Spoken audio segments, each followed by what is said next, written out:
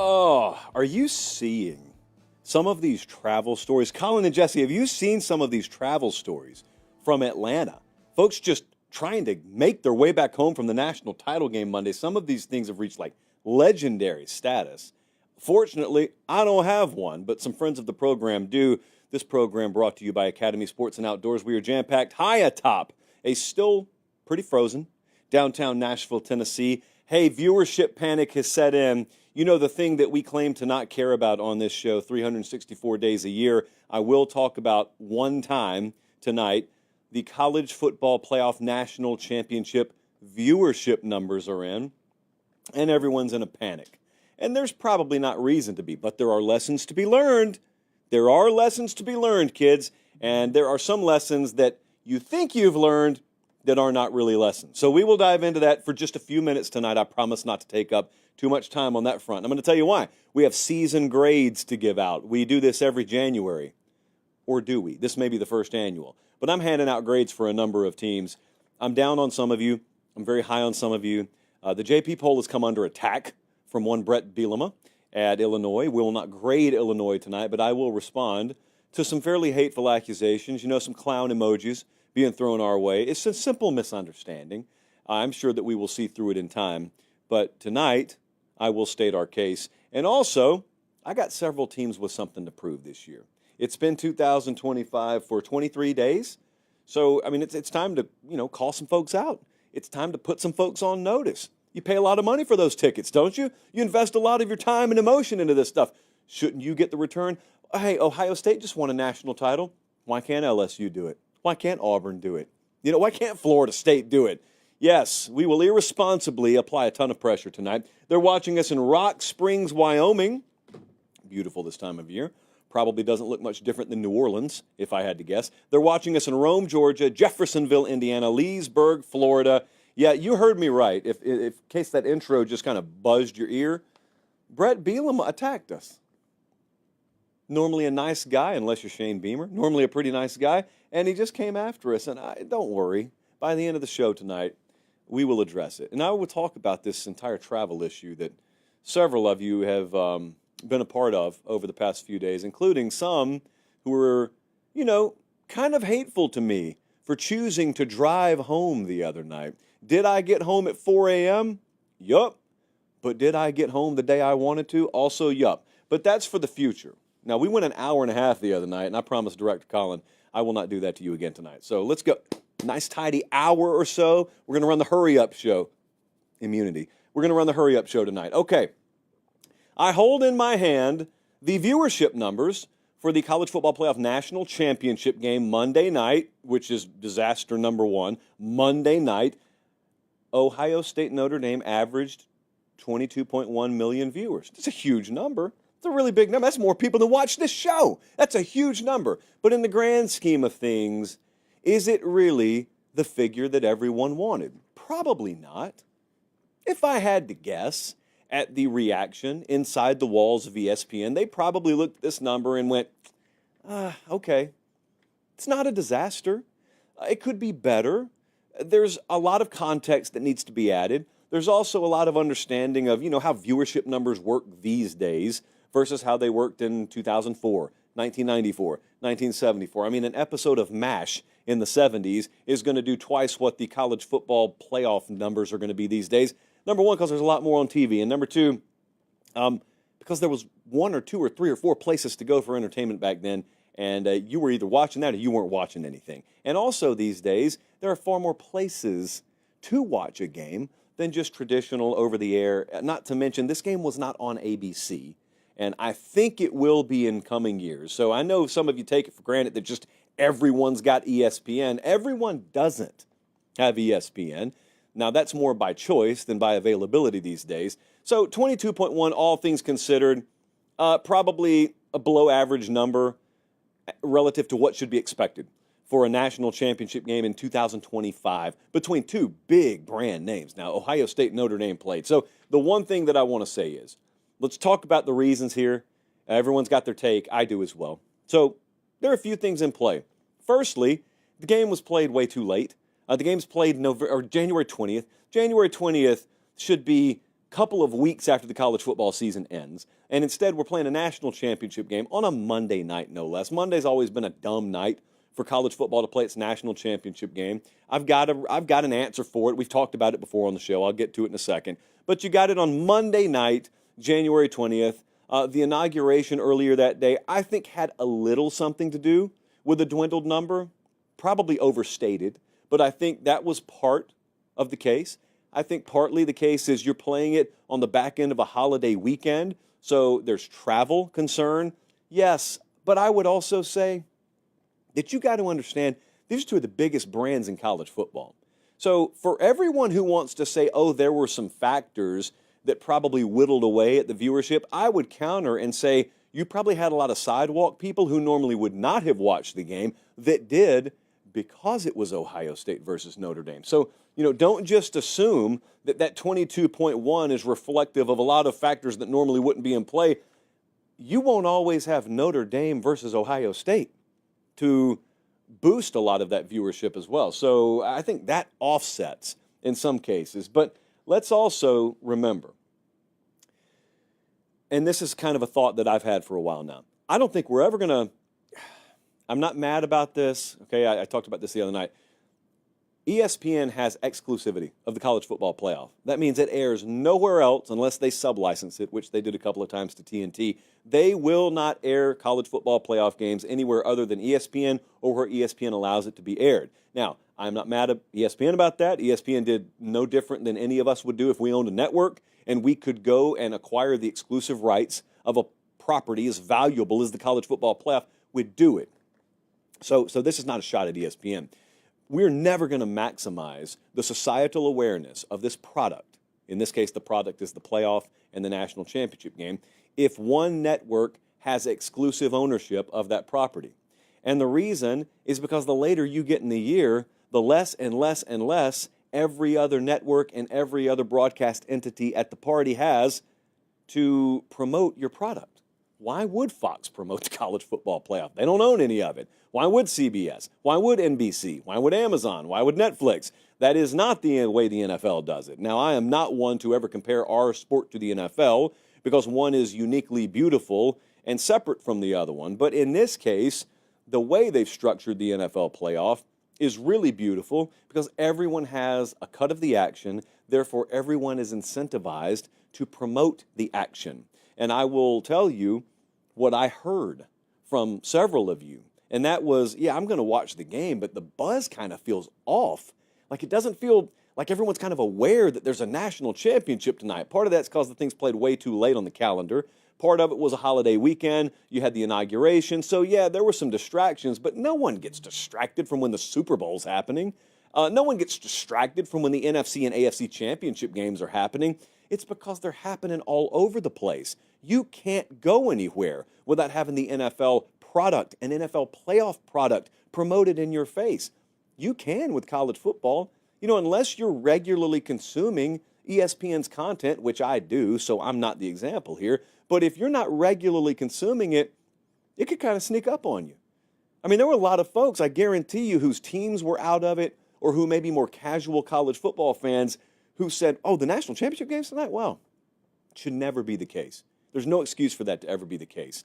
But I don't know how that changes. Because I'll also tell you this, if you think ESPN as a collective is looking at this, if you think Disney as a collective is looking at this number and saying, oh, that's terrible, you need to understand they have added inventory they didn't have in the past. In the past, you had 2 playoff games and the national championship game, and that's it. Well, I'm looking at this piece of paper here that's telling me ABC and ESPN had the 10 most viewed games of the season. 9 of those were playoff games. The other one was the SEC championship game. So they've got more inventory. So if you would have gotten 30 million viewers in a previous life on your title game, and you got 22 million on this one, guess what else you got? You got 16 million on this playoff game. You got 13.5 on that one. You got 17 million here, 20 million there.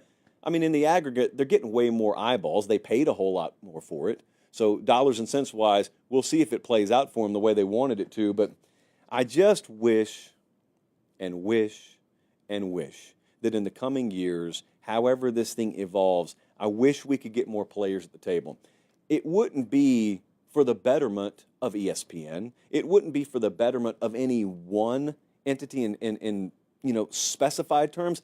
It would be for the greater good of college football. College football, the college football playoff, would be better served to have more networks at the table there. I'll always believe that. The NFL is going to need to help this thing out, man. This is a big sticking point for me.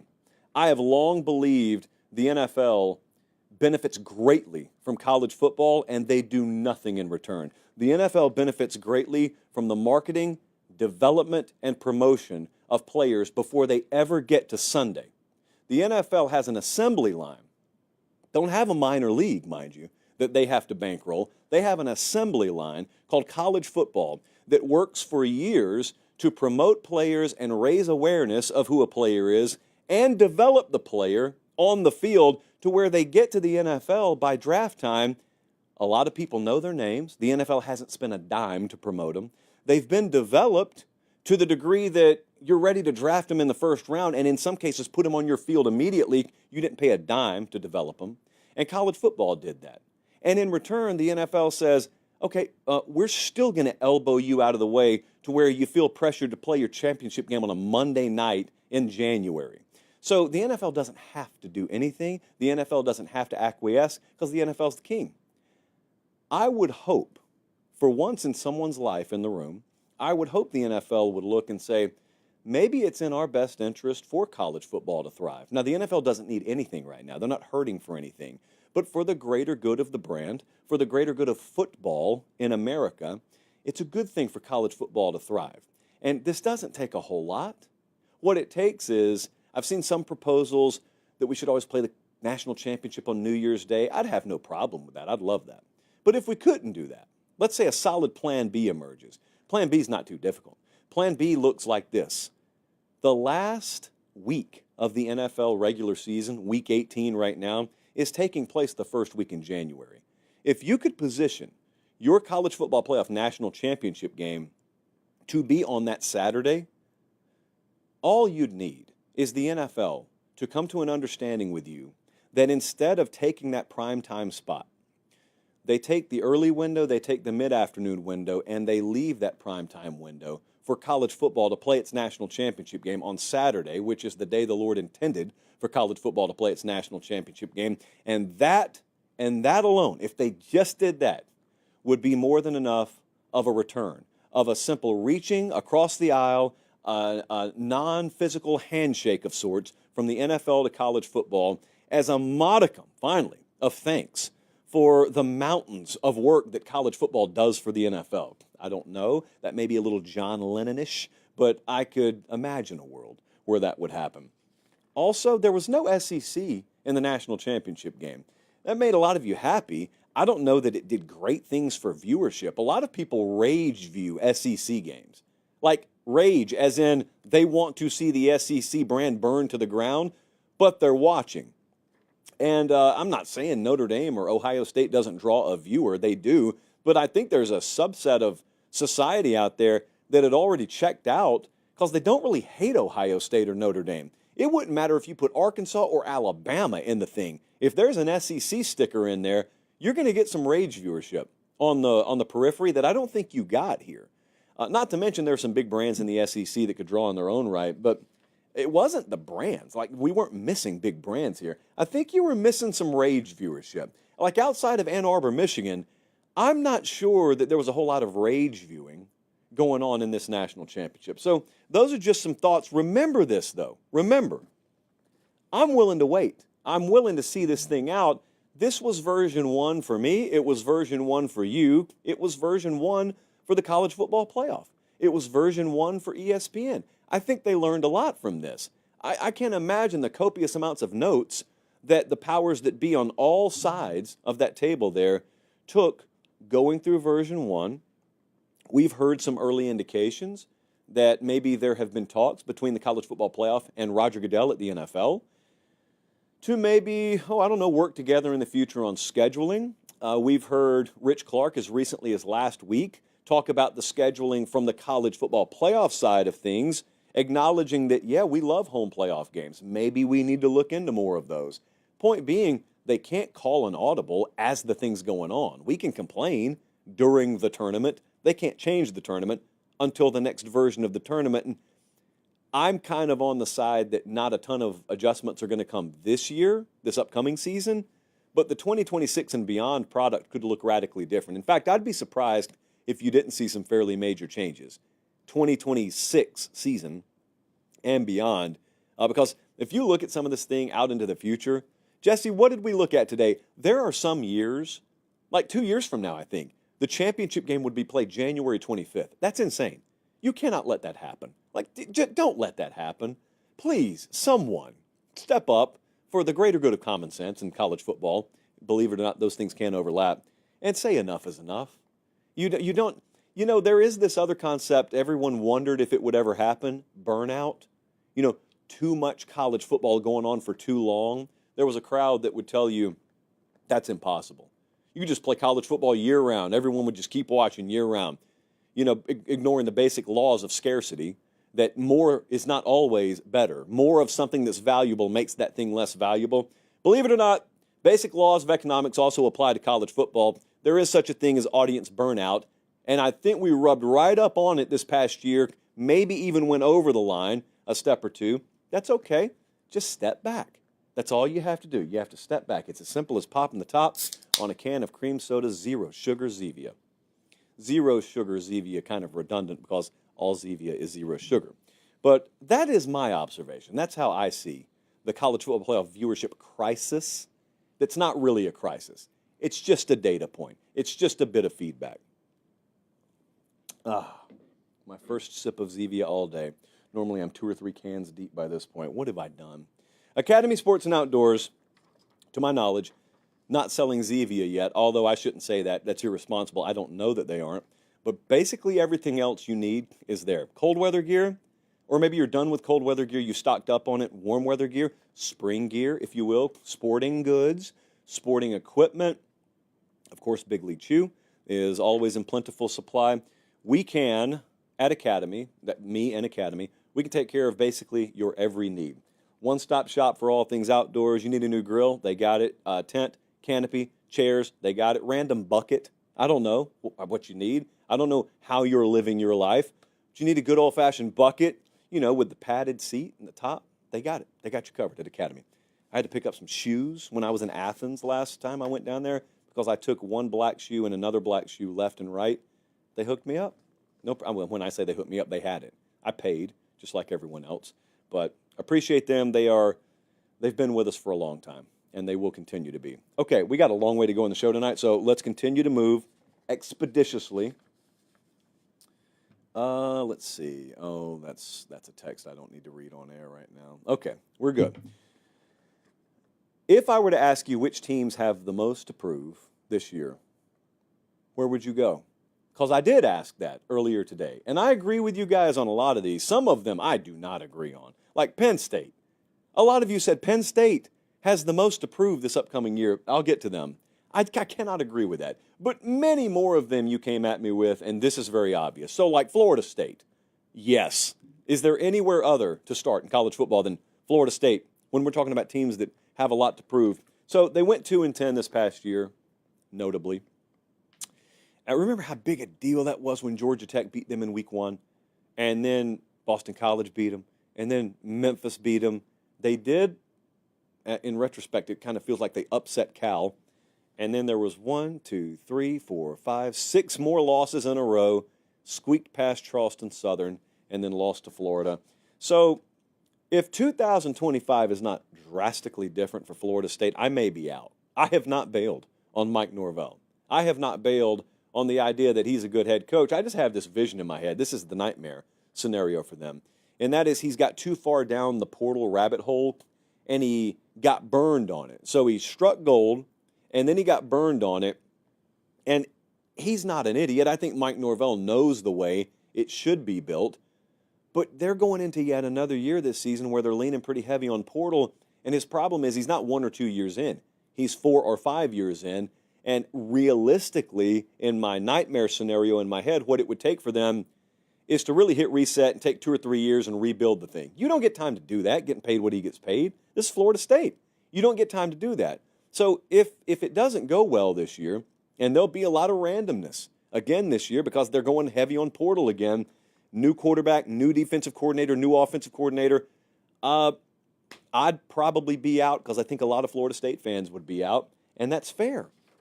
What do you need that you don't have there? USC, same thing, man. Same deal. I haven't bailed on Lincoln Riley, but they're coming off a 7-6 year, and I'm looking at the 3 years he's been there, 11-3 to 8-5 to 7-6. You know what they call that on the streets? They call that regression or something worse. And I know all the reasons. I could make the case. If Lincoln Riley were here and his voice was shot and he needed me to speak for him, I could tell the tale. I could talk about how he hired poorly when he got there. He staffed poorly. He knew it pretty immediately, but he didn't want to be disrespectful and cut guys loose as soon as he took them to L.A. from Norman, so he probably stuck with them a bit too long. He has realized the error of his ways. He has changed his staff. There was immediately return on that investment defensively this past year. However, it's not an overnight fix because they didn't get into the ditch overnight, but things are looking up. Okay, that's probably what he would say. What I would say, if I were a USC fan, is, well, prove it then. Prove it. So this upcoming year, I mean, recruiting does not feel elite with them. It's okay. It's not elite. The energy around the program is very suspect from an outsider's perspective. I don't know the USC program inside very well. From an outsider's perspective, if I'm a fan, from a fan's perspective, I don't feel a ton of energy around here. We had another several players leave via the portal. We took some, but we lost some. Is that a huge net upgrade? I don't think so. It's year 4. It's year 4. If we're not significantly improved record-wise, you know what we're running the risk of?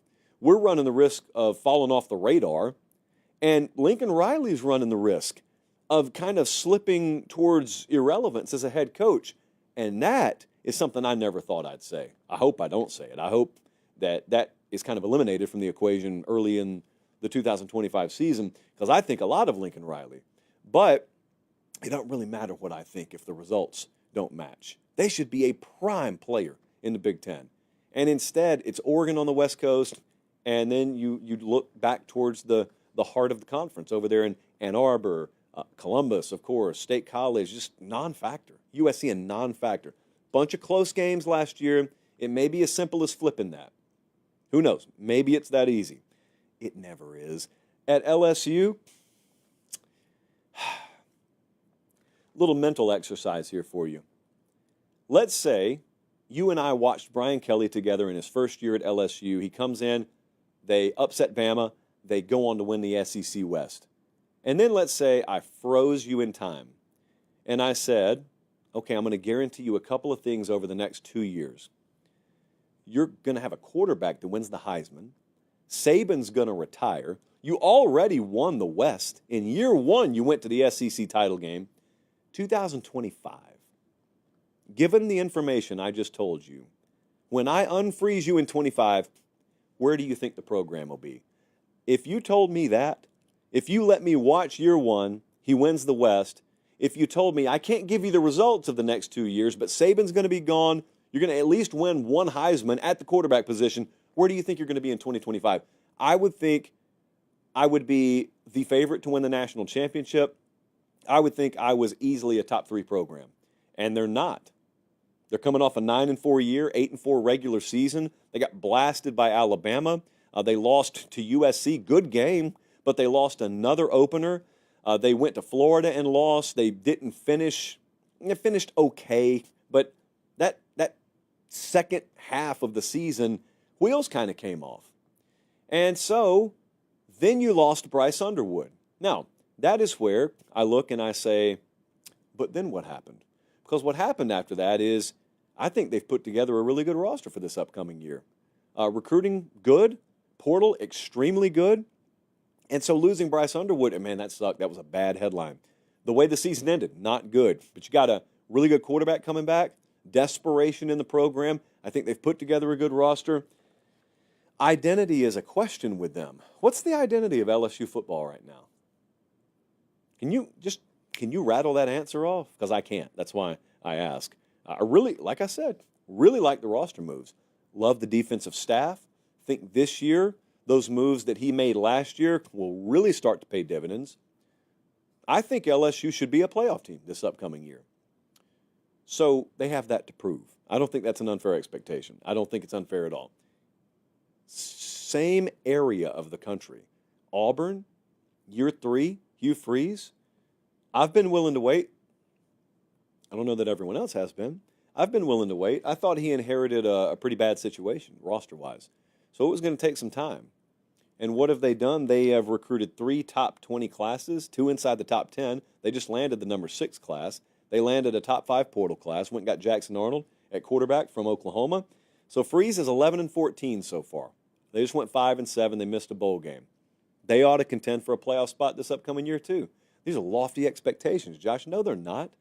The head coach at Auburn in year, 3 or year 4, 3, whatever it is. No, that's not lofty.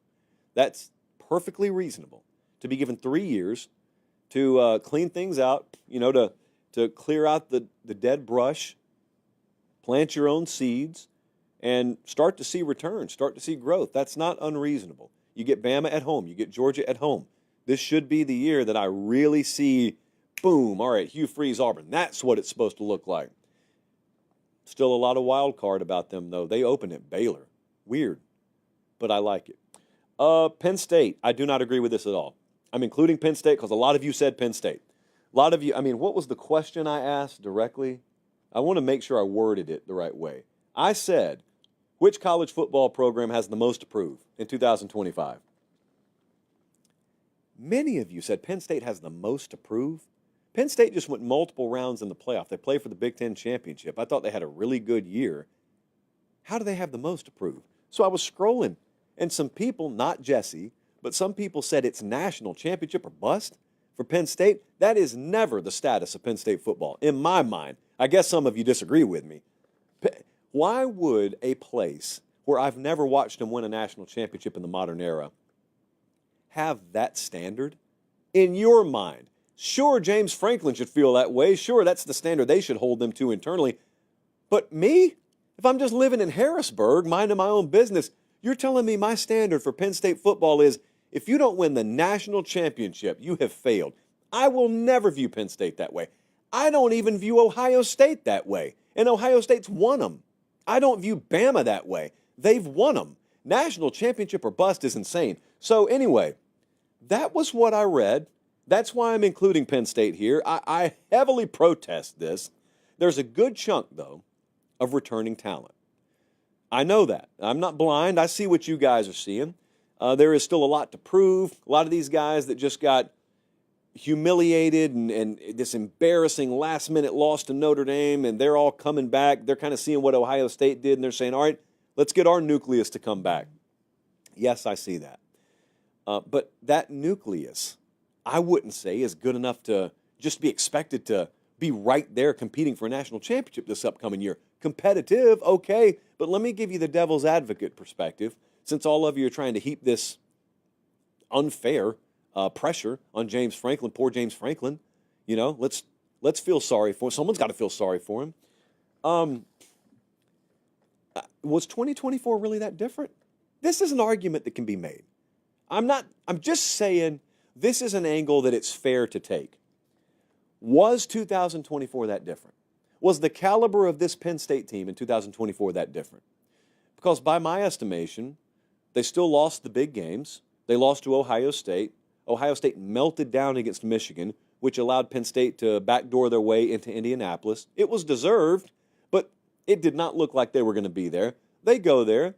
They end up being competitive against Oregon, but they lose to them too. So they had a couple of shots against the big boys. They lost. They go to the playoff, get the most favorable draw that any team's probably ever going to get in the playoff. So they beat Boise. Of course they should have. They beat SMU before that. Of course they should have. Then they ran into Notre Dame, and they lost to Notre Dame. So in the grand scheme of things, devil's advocate point of view, friends, did they really accomplish anything more than they normally do? Or did the change in the format just afford them the ability to beat a couple of more teams that were roughly the caliber of some of the better teams they play in the Big Ten, but none of the best teams they play in the Big Ten? My point there is, don't let the fact that in the abstract, sort of blind resume, that they went deep in the playoff convince you that they took some big step this year. I'm not sure they took a gigantic step. They didn't need to, by the way. Penn State was not a poverty program. They've been really good. All I'm saying is I don't think they took the leap to great this year. It was a really good team. It was a really good performance again. So I am not national championship or bust on Penn State. I hope I've been pretty clear there. Oklahoma, yes, we cannot conclude this segment without talking about Oklahoma. Brent Venables, all right, so we're a few years in now. 2 losing seasons out of 3. Not good. This is Oklahoma. It's not good enough. I looked at the FanDuel odds to win the whole thing, and they are 11th in the SEC. They have the 11th best odds just in the SEC to win the whole thing this upcoming year. And the worst part of that is Texas looks like they're going to be there every year. Texas is a playoff mainstay at this point. Got a new coordinator there. Got a new offensive coordinator. Got a new quarterback. Tough schedule. I don't think it's quite time to talk about who has the toughest schedule. But, I mean, this time last year we knew Florida's got the toughest schedule in the SEC. It may be Oklahoma this year that has the toughest schedule in the SEC, and yet it's Oklahoma. So it's the SEC. Like, you knew what you were signing up for. Oklahoma is supposed to be part of what makes the SEC tough. Oklahoma's not supposed to be victimized by the SEC. That's not good enough. So there's a lot of pressure out there this year. There should be. Again, it's Oklahoma. There should be. That's the standards, the way it is there for a reason. There's the schedule, by the way. Just a little heads up for those of you who haven't looked at the upcoming schedules. Michigan at Oklahoma, week 2. They got no true road game. Wait, whoa. Jesse, is this right? Oklahoma goes to Temple? That's happening? That's something that's happening in football? Okay. You know what? Even though I have no reason to doubt it, I still doubt it. Elsewhere on the schedule, they go to Neyland, they go to Tuscaloosa, they go to Columbia. They play the team from Columbia, Missouri at home. They finish with LSU. Ole Miss is thrown in there. Of course, you got Texas, got Auburn, Michigan, as I said. Allegedly, they're going to Temple. Why? Jesse's talking to me in my ear. Why? We need, you know what? I know just the person to call at Oklahoma. I have some scheduling questions, and the powers that be should expect a text from me shortly in Norman, Oklahoma. I don't get it. I know one of the draws for these folks when they're making their schedules to play at Temple is a lot of your alumni flock to the Northeast for work. And so, Philadelphia is a good place to go. Like, I remember talking to Miami, folks at Miami, they had to go play at Stanford. And they're like, dude, we love that.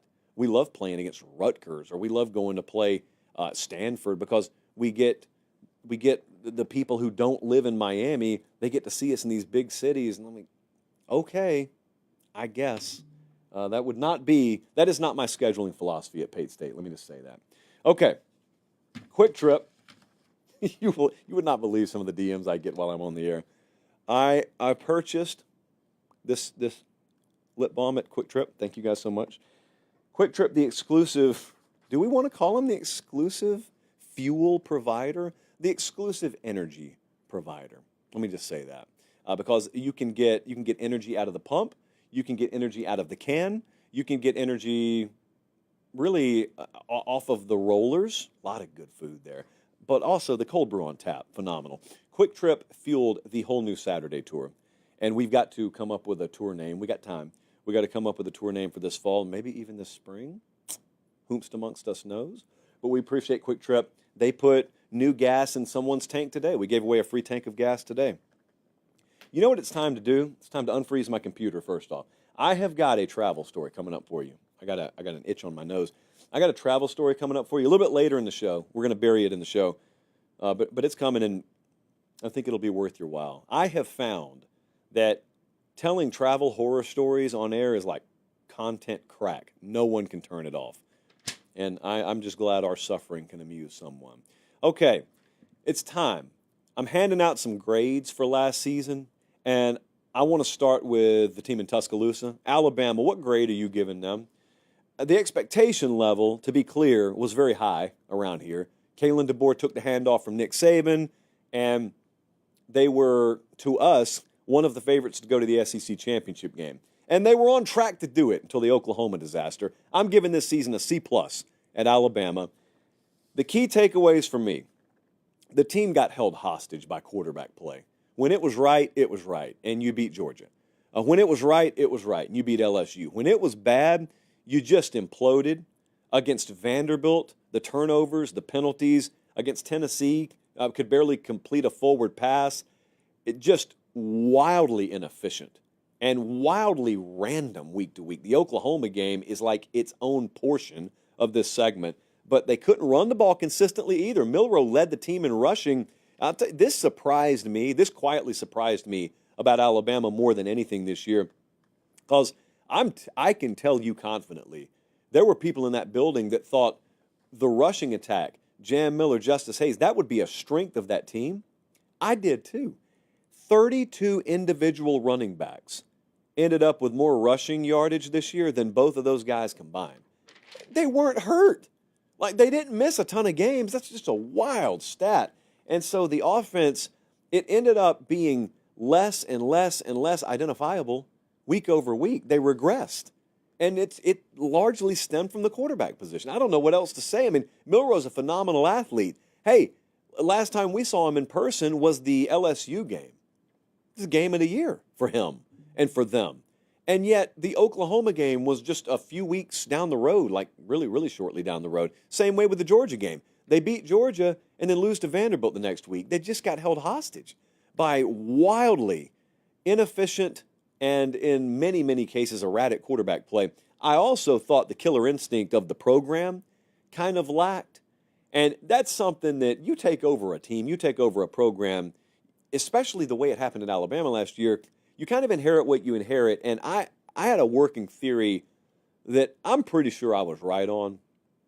And that is, a lot of the culture, a lot of the identity of your team gets forged in spring and then summer workouts and fall camp.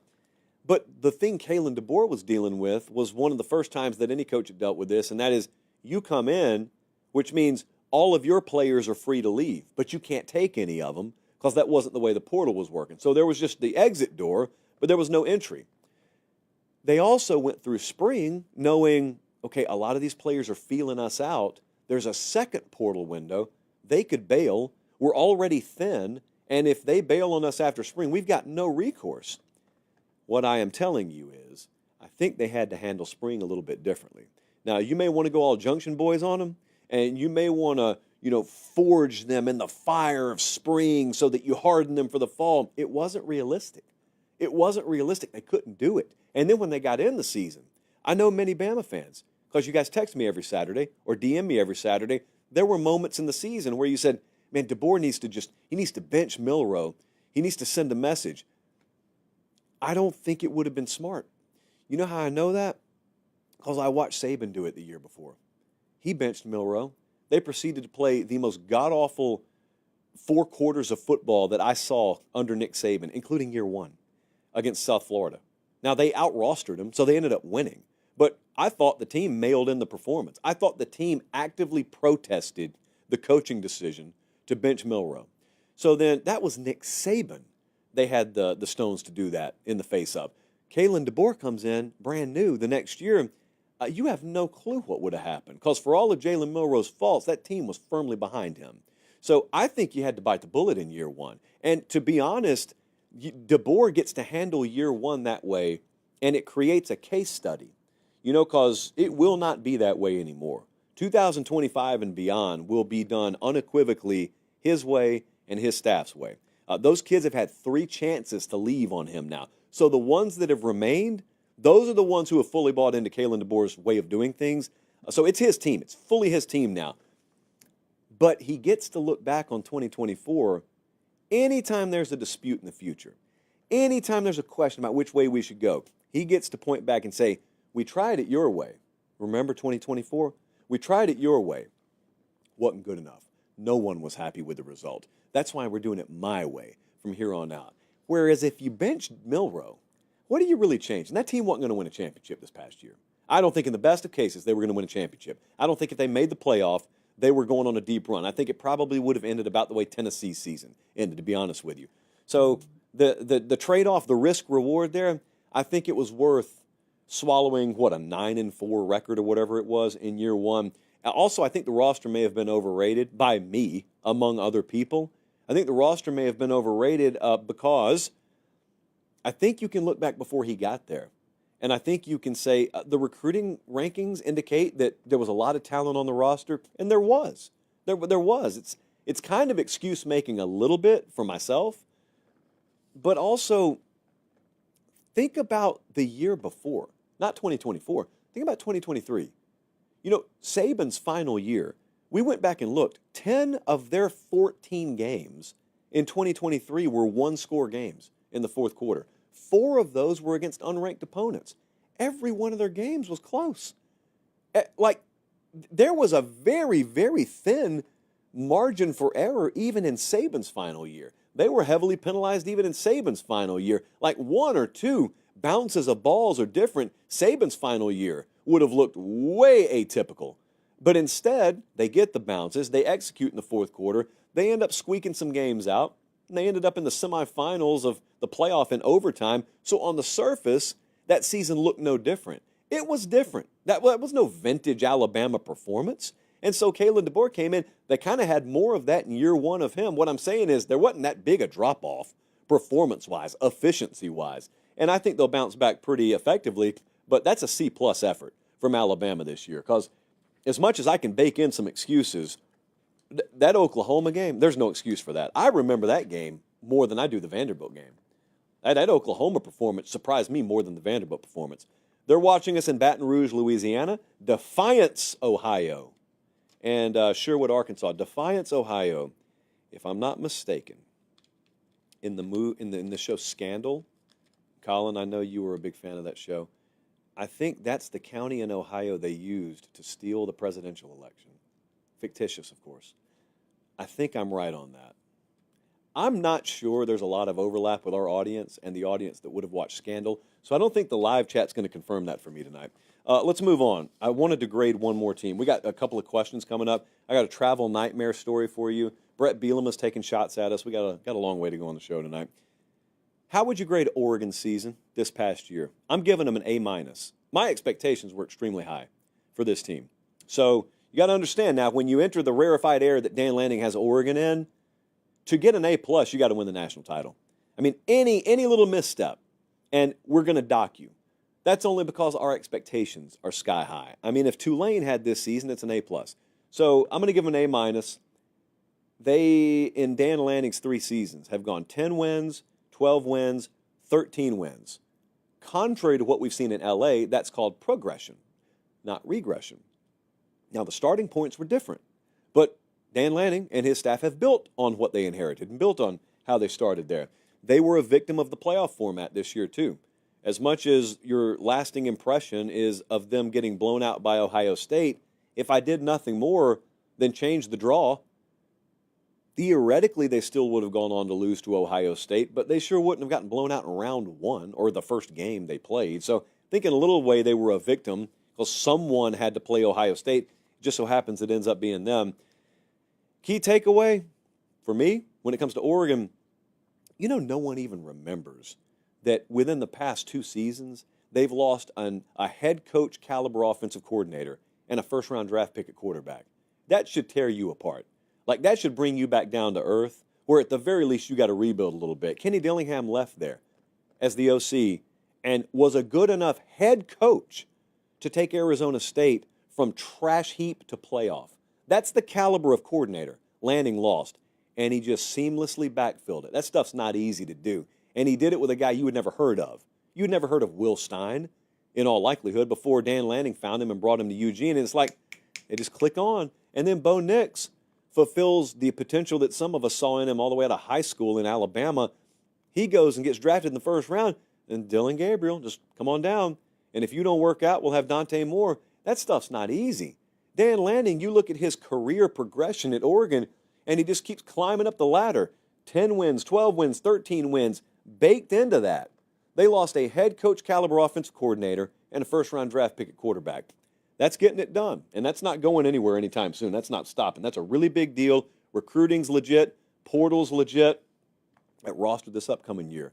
They've improved that thing. So that's legit. We can talk about that later, though. The nitpick I would have is the same one anyone would have. The Rose Bowl blowout. They got outcoached. They got embarrassed. They got pantsed. They got humbled. Now, that'll be used, knowing that program like I do. That'll be used. That won't be wasted.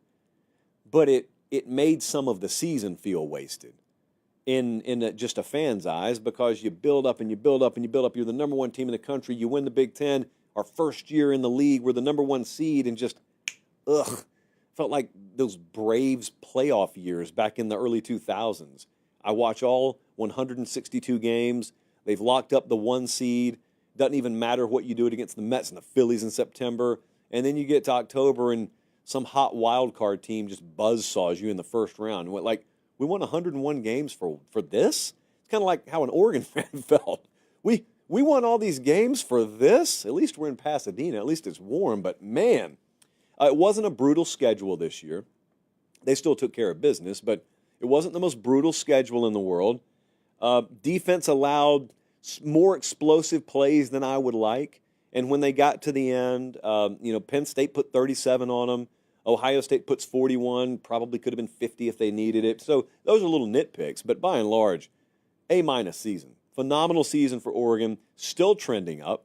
I think that they are a team that, if you really dive into what's happened to that roster since the end of their season, not many teams that went that deep in the postseason have gotten better. I think Oregon's gotten better. So that's 2025 stuff. But I'd give them an A-. Good reward for Dan Lanning, and still enough of a, hey, you suck, you didn't get the job done, to where he loses a little sleep tonight. If we can do nothing more than cost Dan Lanning some sleep tonight, we will have done our job. Okay, let's move it along. We'll talk about the travel story in a second. I did want to get to this question that a very distressed member of our audience from Massachusetts asked me. Lucas from Braintree, Massachusetts, is it time to declare the ACC and the Big 12 are way further away from the SEC and Big 10 and will likely never win a national championship in this new format? Now, Lucas, what are we big believers in? We're big believers in answering one question at a time. So let me answer, because you asked two of them. The first one is obvious. Yes, there's a big gap between the SEC and the Big 10, whatever order you want to put them in, and the ACC and the Big 12. Yes. But the second part was, are we ready to admit they'll never win a national championship in the new format? Of course not. I'll tell you why. Because conferences don't win championships. Teams do. Like the ACC being way further away from the SEC. Well, that makes sense if you're asking me if Georgia is closer than Boston College, but let me counter that with a question for you. Do you think that Clemson's closer to winning a title or Kentucky? One's in the SEC, one's in the ACC. Now, I will tell you this. It takes a legit power team. So there aren't many in the ACC. There may not be a single one in the Big 12, but you got to remember, okay, as much as I'm going to make this argument, I'm going to also say something for the other side. You got to remember, this is not the 14 playoff era anymore. So there's a huge difference in being a playoff contender versus being a national championship contender. Used to be that if you were a playoff contender, you were one of only four. And if you make it that far, you are a national title contender, or at least you're going to be thought of as one. Now that's not true. I mean, SMU was a playoff contender this past year. They were not remotely in national championship consideration. So I don't care that ACC teams are going to make it in every year, or Big 12 teams are going to make it in every year. That's default. It's impossible for them not to. We're asking, can they win a national championship? Until further notice, there are 3 programs that I think are capable of winning championships, Big 12, ACC combined. And all of them are in the ACC. I'd say Clemson fits that description. I'd say Miami fits that description. And believe it or not, I'd say Florida State at their best fits that description. It's a shocking headline considering the garbage pile that team was this past year. But Florida State at its best has the recruiting profile of a program that can win a national championship. They're a long way away right now. But even being a long way away, like it's feasible. I can envision that. All due respect, I can't envision Pitt winning a national championship. So Miami as far away as you think they may be right now, they have the talent profile, they have the recruiting profile. Clemson does, although I have concern about Clemson's recruiting profile. What are they right now? They're 27th? That's not going to change very much, by the way. They're about to finish outside the top 20 in recruiting. Right now, they are sandwiched between Mississippi State and Maryland. That is not a good enough recruiting job over there. No, there's no excuse for that. Clemson ought to be acquiring talent at a better clip than that. But in the grand scheme of things, I know Clemson to be a program that knows how to evaluate and recruit. They are sampling the portal, as it were, lately. Think he's made some good hires. Think Dabo's made some good hires over there. So those are the kind of teams that can, theoretically, win a national championship. Long shots, but not impossible. I think the path is nearly impossible for anyone in the Big 12. I would not focus on the national championship as the barrier for standard in the Big 12. No Big 12 teams winning a national championship. The best case is you're making it in and you've got to win 3 more games. More realistically, you're making it in, you got to win 4 more games. Like Arizona State was a great story this past year. And they took Texas to overtime. Dude, they were still going to have to win 2 more games. And that's a great story. That's like a high performer for Big 12 standards. No teams, no programs in the Big 12 are perennial top 20 recruiters right now. Like you would have to have a really good spike. Probably would need to be Deion doing it in a unique way at Colorado. What Kenny Dillingham's doing at Arizona State's great, but you'd have to stack years upon years like that. TCU is sneakily positioned to where they're in a good position to do that. Well, let's see what Scott Frost does at UCF. I think their NIL has a ways to go. The path would probably be impossible. But no, I'm not going to say blanketly no ACC nor Big 12 teams will ever win a national title under this format. I'll just say it's going to be really difficult for them to win a national title under this format. Let me take a little sippy sip of water right here and make sure I cover the label because no water provider has stepped up. I would love to be a Callaway Bleu show. I don't know that Callaway Blue is a big enough company to warrant that from a marketing perspective, but it is bottled in Harris County, Georgia. Callaway Blue and me, both produced in Harris County, Georgia. Let us move along. This is going to be a tough part of the show here. Not for me, per se, but for some people. By now, I think most of you have heard, a disaster unfolded in Atlanta earlier this week. National championship game was on Monday. There were departures galore and winter weather that set in on Tuesday. So I had a lot of you asking me, have you seen the Scott Van Pelt picture? Had a lot of you asking me, have you heard the Scott Van Pelt travel story? Oh, I heard it. I heard it. It's tough. Let me give you a little background, by the way, on old SVP. One of us. Scott Van Pelt, forever one of us. At the national championship game Monday night, he's there to do Sports Center. So he's on the field. I'm on the field. Confetti starts raining down. I'm walking over towards the stage. SVP pops out of nowhere and yells, "Whomst to thunk it?" in my face. Just a quintessential one of us moment. Either you get it or you don't get it. He gets it. He's one of us. Also, he travels commercial, and he doesn't have to. And I have very, very rarely had problems traveling this year. Let me tell you some things you never want to hear. I had already gotten home. When I was looking at my phone Tuesday morning, I started having some buddies text me who were trying to get out of Atlanta. I started seeing on Twitter some people I know say, "I've never seen Hartsfield like this." You cannot possibly understand, unless you travel frequently, what that combination of words means. That is like a prison guard at Rikers saying, "I've never seen an inmate this unruly." That's like a meteorologist in Juneau, Alaska saying, "Boy, I've never seen a forecast look this cold." When people who travel are telling you ahead of time, "Get to the airport, I've never seen Hartsfield like this," that is nightmare fuel. And our man got caught up in it. Colin, do you have that picture that surfaced on social today? That is Scott Van Pelt. All 6'5" of him. There are only 2 things that could make a grown man assume this kind of posture. One is a beautiful woman, and the second is Hartsfield-Jackson International Airport. That is a person imploding in on himself like a dying star. That is resigning yourself to the reality that is Hartsfield-Jackson International Airport the day after a major event with winter weather setting in. I would strongly encourage you to go listen to his show because there's a solid 20 or 25 minutes that was dedicated to this, and I sadistically listened to it. I even slowed it down to 0.75 speed. That's how enjoyable others' travel misery is. And here's the thing. I didn't get caught up in it because I was there a week prior.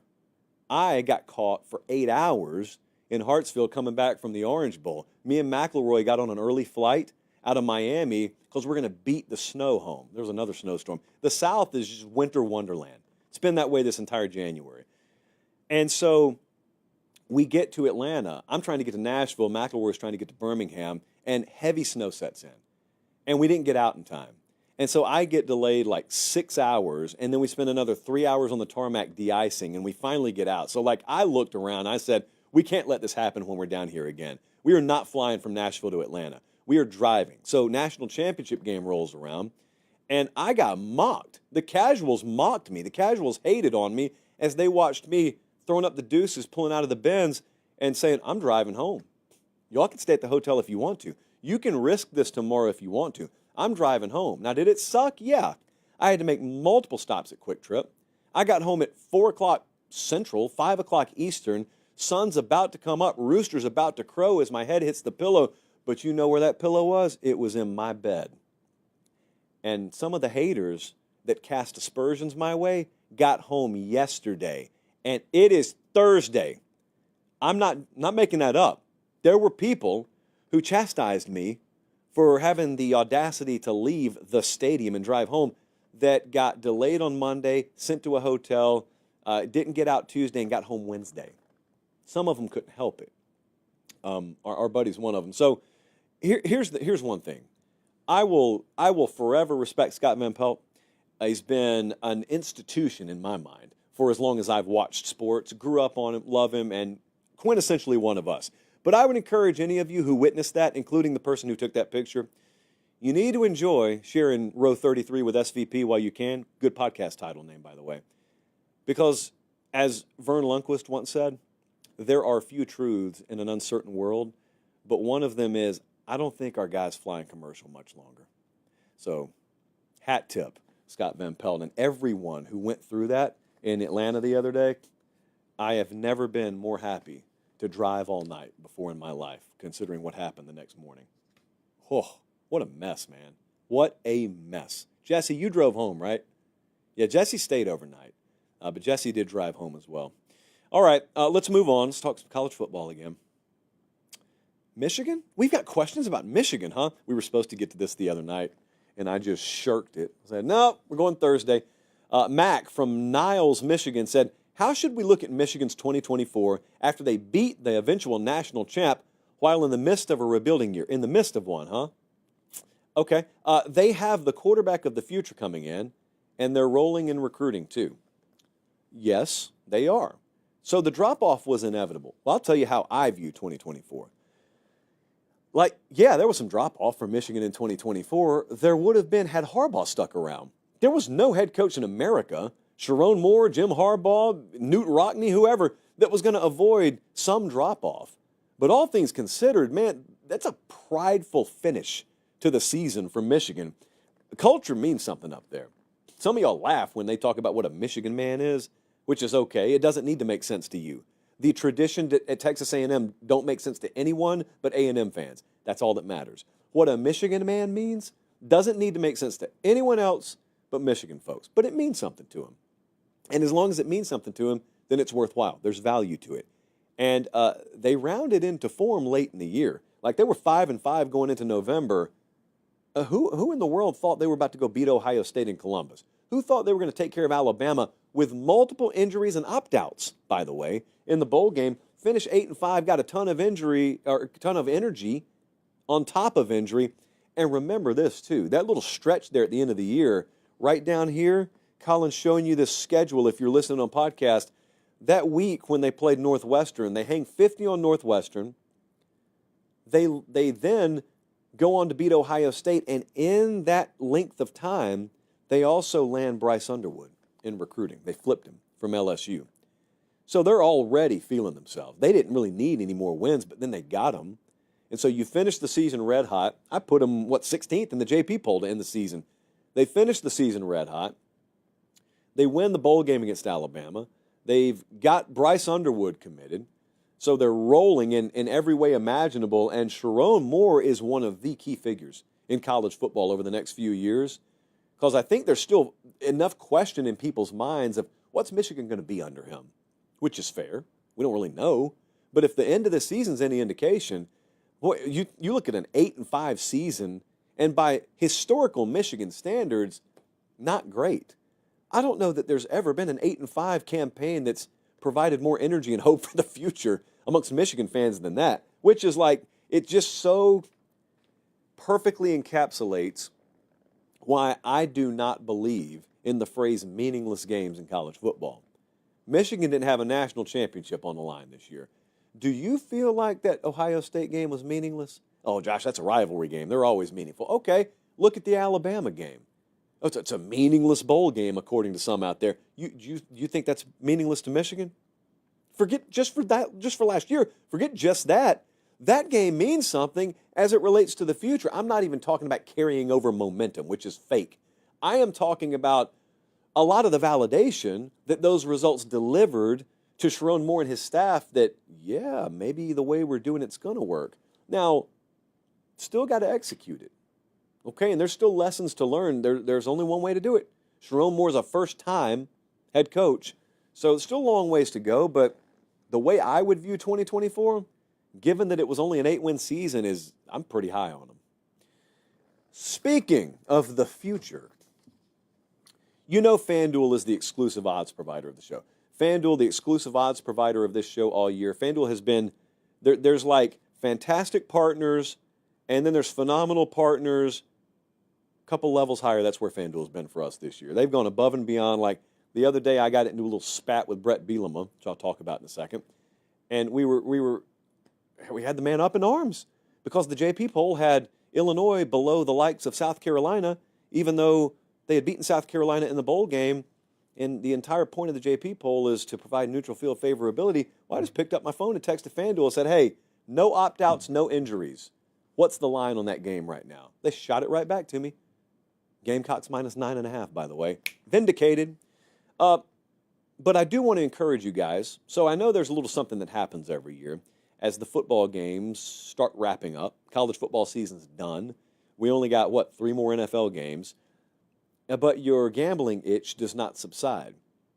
I want you to be careful. I always want you to be responsible. So even in the midst of football season, if you're unsure of something, don't bet it. If you're short on funds, don't bet. If you can't afford to lose every dollar you're betting, do not bet those dollars. Step away. FanDuel does a really good job, like FanDuel.com/RG, which stands for Responsible Gaming. Really good resources there. It's not just boilerplate stuff. Like, there's some legit good tools there. But what I want to caution you on is a trap that I fell into one year. So I finished the season pretty hot betting football. And I was like young in college, I guess. And I said, oh, man, if I'm good enough to bet football like this, why not bet basketball? You know, because if you know Tennessee's right guard and right tackle situation, certainly you can bet on the St. Louis Billikens. I mean, it's just the same thing, same principles in play. And I burned through a lot of money in the conference tournaments and the NCAA tournament because I was betting something I didn't know a whole lot about. Now, as it turned out, I ended up being better at basketball than football for a period of time, but not then. So that was very irresponsible. Don't fall into that trap. Just be careful. You got the Super Bowl coming up. You know, it's fun to bet on it. You don't have to if you don't see value there. You don't have to be betting on the second round of the MAC tournament in basketball. You know good and well you don't know anything about those teams. Just be careful. That's all I'm saying. Just be careful. Now, I have to get to the point of the show that I'm not apologizing. Why am I going to apologize? The JP poll is under attack, which is not a new concept, but now we got Big Ten head coaches coming after us. Colin, show the tweet. So I put out the JP poll the other day. The end of the season JP poll, might I add, which longtime viewers of the show or anyone who reads the disclaimer will know, is based on neutral field favorability. It's not about merit. It's not about your win-loss record. It's not about rankings at all. It's who would be favored against who if you played a football game today. Brett Bielema did not take the time to educate himself on that, and so he put 2 clown emojis up, and he retweeted it, and he said, I thought today was January 22nd. April 1st must have came early this year. We beat number 10, and we're still outside the top 25. Well, coach, not in rankings you're not, and if I put out rankings, you wouldn't be either. I actually was pretty high on Illinois at the end of the year. I'd probably have you top 20, top 15, but here's the situation. That is not the purpose of that poll. Josh, why do you call it a poll? Because I want to, and it sounds catchy. Well, Josh, what is the purpose of it? Well, it's included in the video that I tag every single week when we post it on Twitter. But I'll explain it for you once more. It's very simple. Who would be favored against who on a neutral field if you played tomorrow? But we already played South Carolina. We beat them in the bowl game. How could you say that we should still be beneath them? Because I hit FanDuel the moment that popped up, and I said, hey, guys, do me a favor. I got some Illinois flack coming at me. They don't think they should be beneath South Carolina nor Michigan because they beat both of them. What would the lines be on those games? Now, mind you, given the stated purpose of the JP poll, the answer to this question will solely determine whether that poll is valid or invalid, correct? Yeah? Okay. South Carolina minus 9.5 against Illinois with no opt-outs or anything if they play tomorrow. Michigan would be a 3-point favorite, and Illinois beat them by 2 touchdowns. Doesn't matter. Michigan would still be favored against you tomorrow. So what that means is I'm right, because that's the only thing I'm looking for. And if you want to come at me, like many of you did, and say, well, if that's all you care about, then why do the results on the field even matter? It's not all I care about. It's all that particular product cares about. Well, why would anyone care about who would be favored if the game's already been played? For futuristic predictive purposes, for a different method of rating teams, a different data point, a different tool, if you will. Because believe it or not, the better football team doesn't always win a football game. The more deserving team does, but the better team doesn't. I saw Rob Bowen, friend of the program earlier today, make a really good case for that. He said if the better team always won a game, it would be the most boring sport in the world.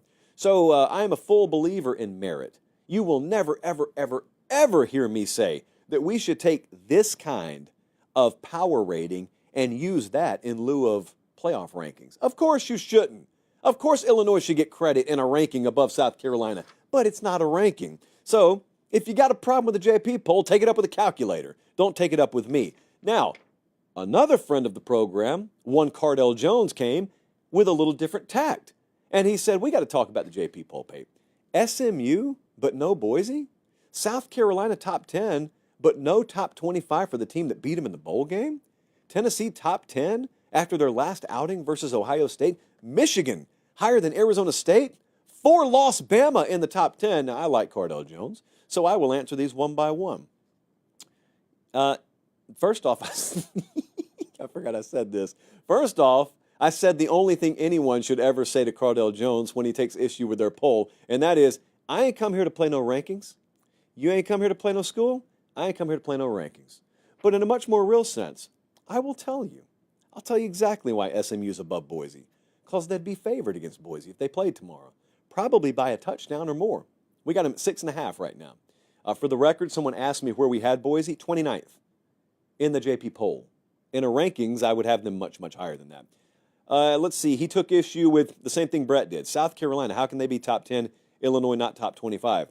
That is because South Carolina would be nearly a double-digit favorite with no opt-outs, all healthy, against Illinois. And you know what? If Illinois won the game again, South Carolina would be favored again the next week. Because that's how Vegas numbers work instead of a ranking. Guess who would be ahead of South Carolina in a ranking if those results happen? Probably Illinois, right? Next up, Josh, how can Tennessee be in the top 10 after losing to Ohio State? Well, because it's a top 10, it's not a top 1. I got 14 points gap between Ohio State and Tennessee right now. Like, there's a huge gap between number 1 and number 10.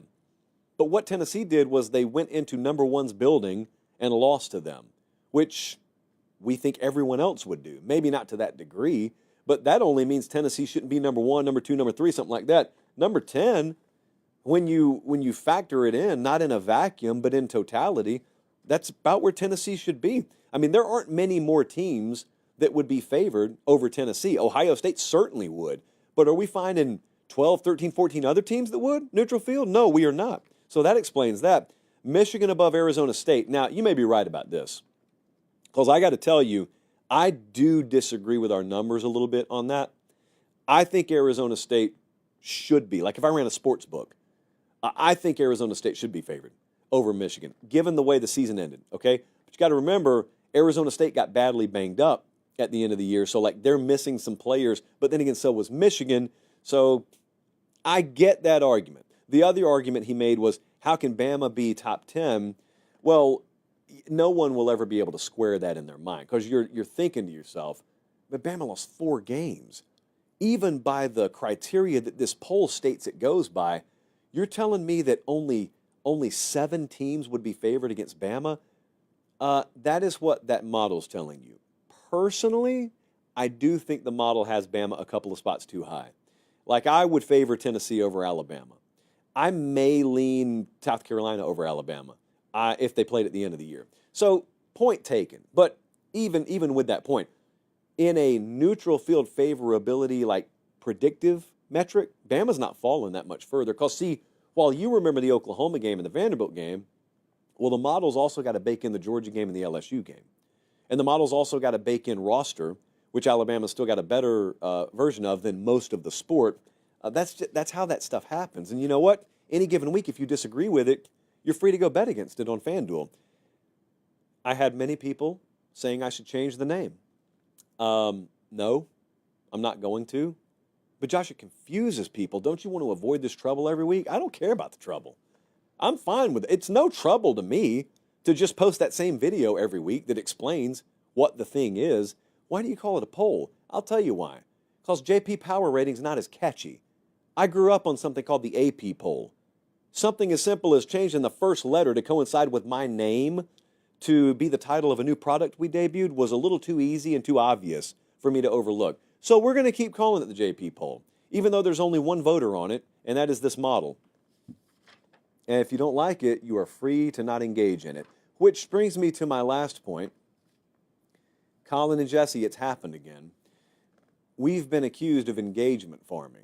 This could not be. JP poll could not actually be a model that spits out teams in order of neutral field favorability, because people disagree with it. And what has the internet taught us? If you disagree with anything in 2025, it cannot be that someone honestly has a different opinion than you. It's got to be clickbait or engagement farming. Most oftentimes, the people who make those accusations have the least grasp of how search engine optimization actually works out of anyone, but I'll entertain this. Do you understand what I could do with this thing if I really wanted to engagement farm? If I really wanted to clickbait? Do you know what I could do with that? You have any idea how lit on fire we could make the college football portion of the internet if our main focus was engagement farming? Also, I say this as respectfully as I can because I immensely appreciate you guys. Oh, more than you'll ever know. We don't need to partake in that. We do just fine on our own, as is. I promise you. We're not hurting for engagement. We do just fine as is. So when I tell you that that product is neutral field favorability, just to give you a little different prism through which to view teams, it's a product of neutral field favorability to give you a little different look at teams. That's what it is. And again, this remains a free country, which allows you to not look at it if you don't like it. Okay, good show tonight. Appreciate you guys. Appreciate producer Jesse. Appreciate director Colin. We are not having a show Sunday night because we've got conference championship games. So we'll be back. We're in the 2-show per week format now. I don't want to throw that into a blender. So we're Sunday, Thursday now, but we're not going to have a show this Sunday. So next time we'll be live is next Thursday. I'll drop you a podcast product between now and then. I'll probably give a little call to action for a mailbag because I'm not going a whole week without talking to you. So be on the lookout for that. It'll be podcast only. So make sure you're subscribed here on the YouTube channel, but also the podcast feeds as well. All right, for all of us, we got to go eat dinner. You got to go live your life. Appreciate you. We'll be back next Thursday live. Until then, take care and God bless.